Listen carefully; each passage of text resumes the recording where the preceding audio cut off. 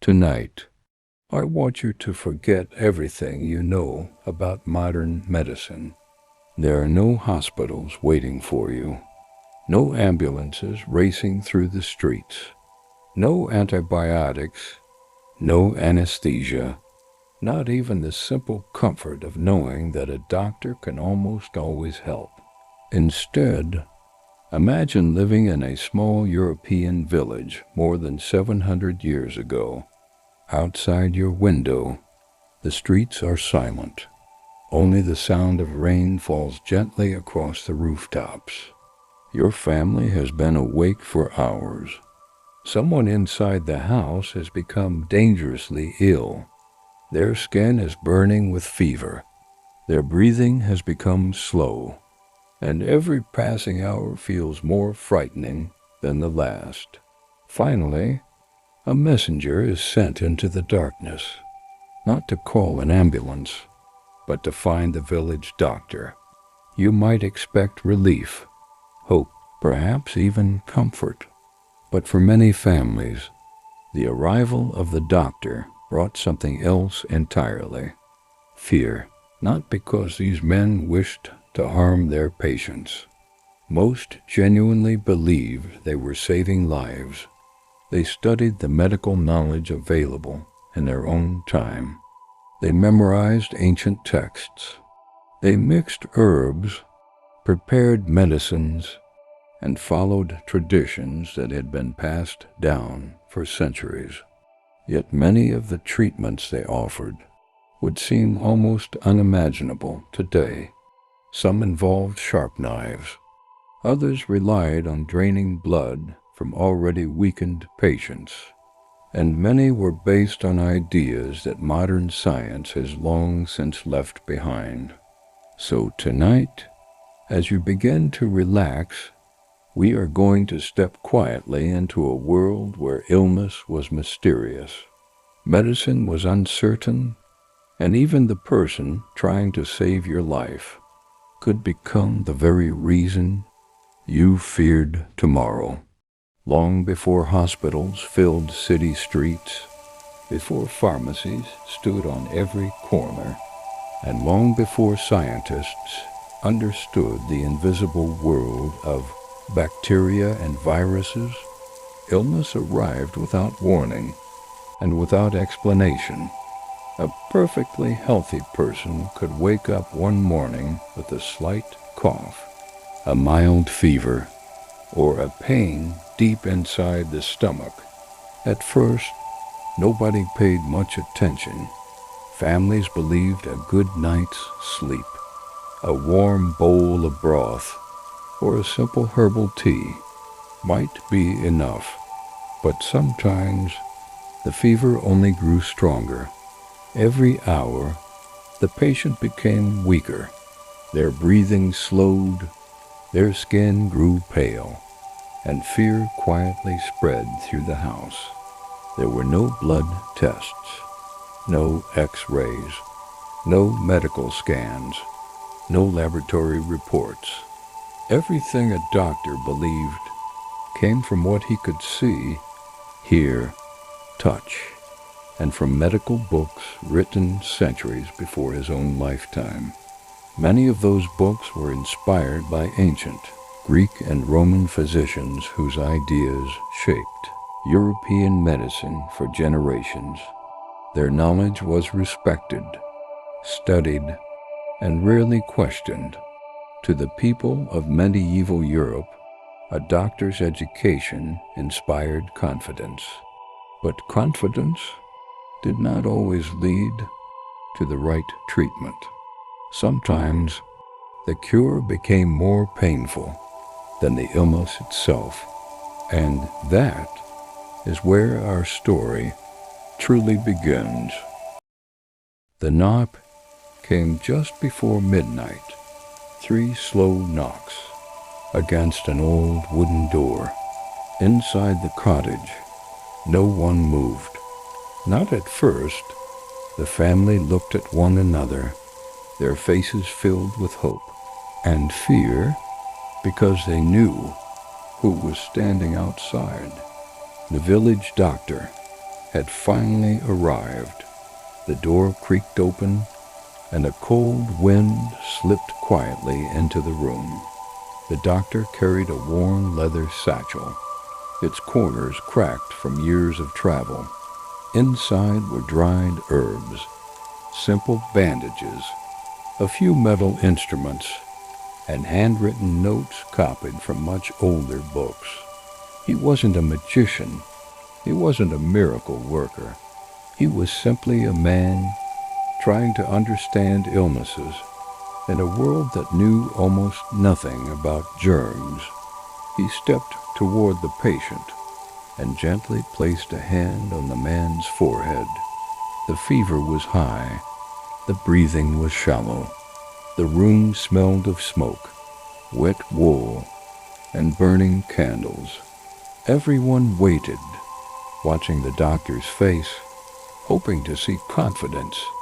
Instead, he stayed silent, not because he didn't care, but because, even after years of study, many illnesses remained complete mysteries, without microscopes, without laboratory tests. A diagnosis depended almost entirely on experience, observation, and belief. Sometimes that was enough, but often it wasn't. And when a treatment failed, people rarely blamed the disease. They remembered the doctor. Before a single herb was prepared, before a knife was ever lifted, the doctor first asked himself a very different question. Not, what disease is this? But rather, which part of the body has fallen out of balance?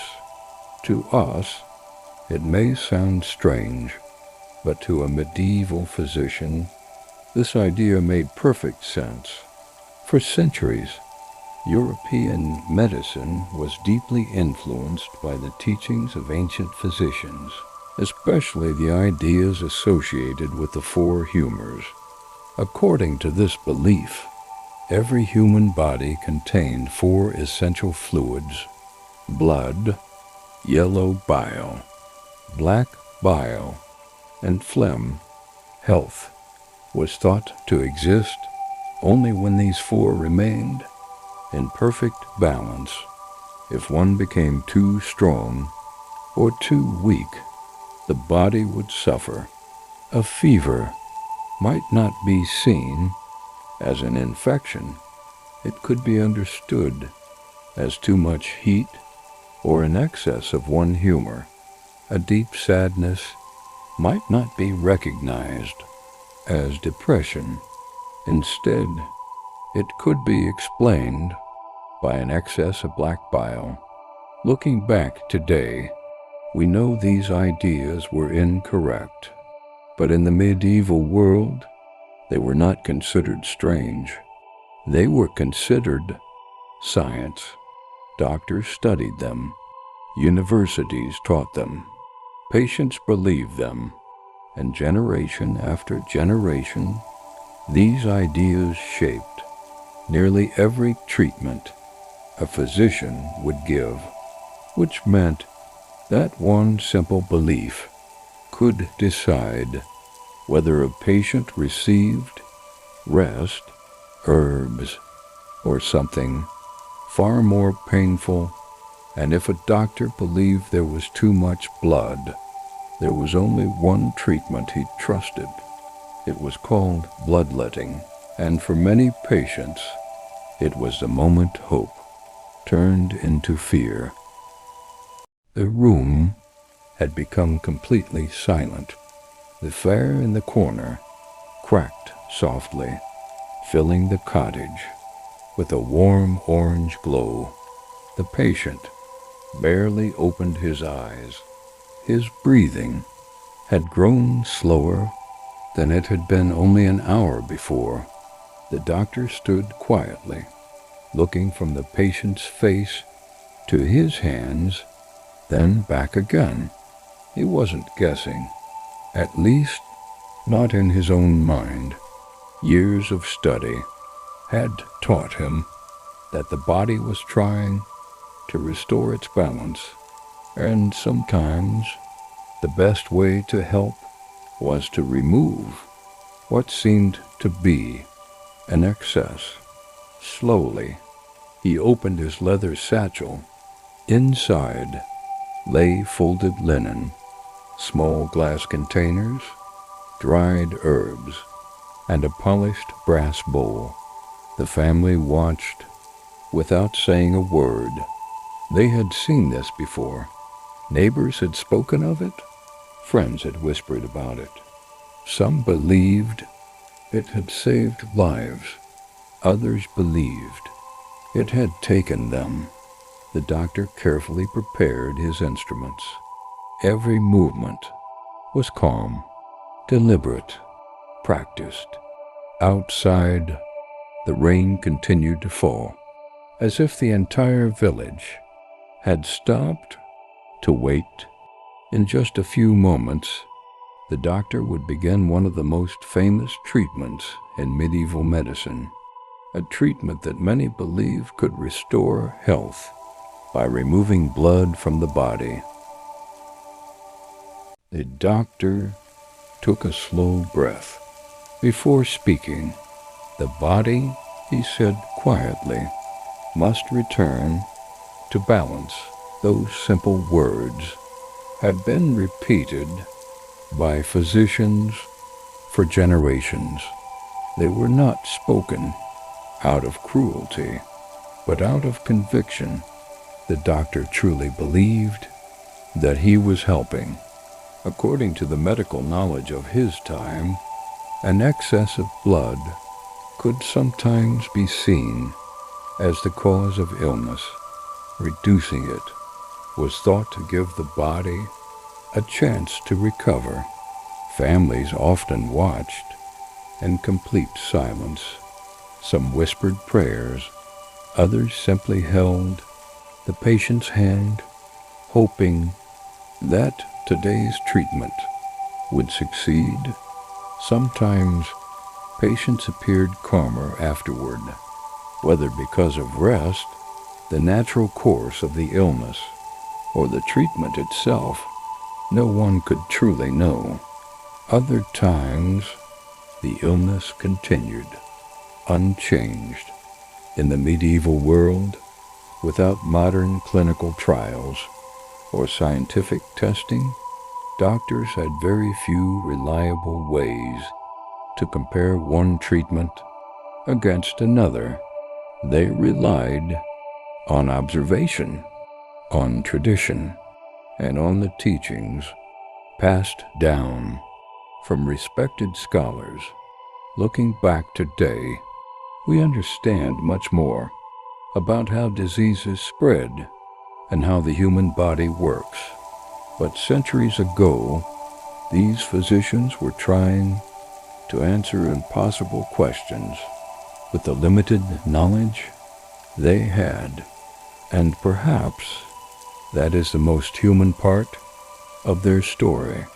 But bloodletting was only one part of medieval medicine. The ingredients inside a doctor's medicine bag could be just as surprising and sometimes even more mysterious. Long before, medicine came in small glass bottles or neatly labeled boxes. A doctor's treatment traveled inside a worn leather satchel. It rarely looked impressive. There were no shining instruments, no modern syringes, no sterile packaging, only small cloth pouches, tiny glass jars, bundles of dried plants, and handwritten notes, carefully copied by candlelight. As the doctor slowly untied one of the bags, a familiar scent filled the room. Rosemary, sage, mint, lavender. These were not strange plants to the people of medieval Europe. Many families grew them just outside their homes. Some were used to flavor food, others to freshen the air, and many were believed to comfort the sick. Honey was also highly valued, not only because it tasted sweet, but because it could help keep certain wounds cleaner than many alternatives available at the time. Willow bark was sometimes prepared for pain, though no one yet understood the natural compounds inside it that modern science would later study. Garlic, vinegar, and countless local herbs appeared again and again in medical recipes. Every region had its own traditions. Every physician had remedies passed down by teachers, family, or experience. Some preparations may have offered genuine comfort. Others probably did very little. But to the families watching beside the bed, every mixture carried something priceless, hope. Yet there was one place more important than the doctor's satchel, a place filled with hundreds of dried plants, strange powders, rare spices, and medicines worth more than gold. It was called the Apothecary. By sunrise, the doctor had made his decision, but his leather satchel could only carry so much.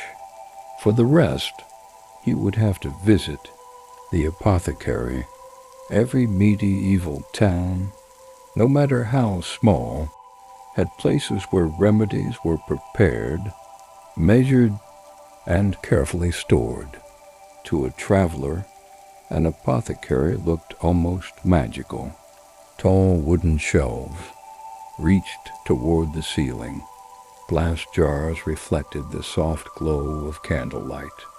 Linen sacks overflowed with dried flowers, leaves, seeds, and roots gathered from forests, gardens, and distant trade routes. The air itself was unforgettable. The sweet scent of lavender mixed with rosemary, fresh mint, beeswax, and the earthy smell of countless dried herbs. Every jar had a purpose.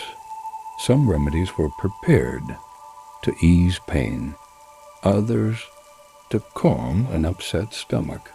Some were intended to help a patient sleep, and many were simply trusted because generations before had trusted them too. The apothecary was more than a shop. It was a place where medicine, tradition, observation, and hope all met together. Looking around, it was easy to believe that somewhere on those crowded shelves there might be a remedy for almost anything.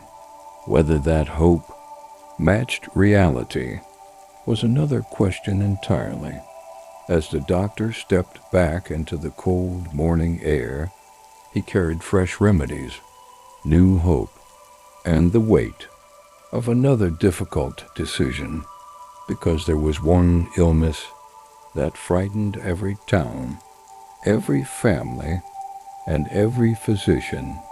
It spread silently, it moved quickly, and for centuries, people believed almost nothing could stop it. The plague. Some illnesses visited only one home. Others spread through an entire village. But every so often, there came a disease that seemed to move. Like a shadow, it crossed rivers, climbed mountains, entered cities, and reached places that had never imagined such suffering. When news of an outbreak arrived, markets became quieter, church bells rang more often, travelers were watched with suspicion, and families closed their doors, hoping the sickness would pass them by. Doctors continued their work. They visited homes, comforted the frightened, examined the sick, and searched for answers that simply did not exist. They did not know about bacteria. They did not know about fleas or the role rats could play in spreading certain outbreaks. They could only observe and try to understand what they saw. Some believed bad air or foul smells carried disease. Others looked to the stars or to long-accepted medical theories for explanations. Looking back today, we know their understanding was incomplete, but standing in their shoes with no microscopes, no laboratories, and no modern science, the mystery must have felt almost impossible to solve. Even so, they kept walking from house to house, carrying little more than hope, experience, and determination. Yet, despite all their effort, there was one question that haunted every physician. What if the treatment wasn't enough? Because in medieval Europe, a doctor's greatest burden was not failure. It was watching someone slip away while knowing there was nothing more he could do. As the first light of morning slowly appeared above the rooftops, the village began to wake. Bakers lit their ovens. Farmers walked toward their fields. Children carefully stepped into the muddy streets. Life continued. It always did. But for the doctor, a new day rarely meant a fresh beginning. Instead, it often meant another long walk to another cottage, another worried family, another patient hoping for answers. Some visits ended with smiles. A fever faded. A wound slowly healed. A child laughed again. And for a brief moment, the doctor allowed himself to believe that his knowledge had made a difference. But not every journey ended that way. There were homes he left in complete silence. Families gathered together, holding one another, while the doctor quietly packed away his satchel. He could not promise that every patient would recover. No physician of his time could. Yet, the next morning, he would still answer. Another knock, another call for help, another journey along muddy roads, carrying the same leather bag, the same books, and the same hope that perhaps today someone's story might have a happier ending. History often remembers kings, great battles, and magnificent castles, but somewhere, walking quietly between those famous stories, was a village doctor doing the best he could with the knowledge his world had given him. And perhaps the greatest lesson left behind by medieval doctors was not about medicine. It was about humanity, because every generation believes it understands the world until history teaches it something new. And now, as our journey through medieval Europe slowly comes to an end, the village has fallen quiet once again. The candles burn lower, the rain has finally stopped, and somewhere a doctor walks home alone. His leather satchel feels no lighter than it did at sunrise. Inside, it still carries herbs, handwritten notes, simple instruments, and the hopes of the families he visited today. Looking back, it is easy to judge the past through the knowledge we have today. We know about bacteria, viruses, clean water, vaccines, safe surgery, and medicines that medieval physicians could never have imagined. But history is rarely fair when viewed through modern eyes.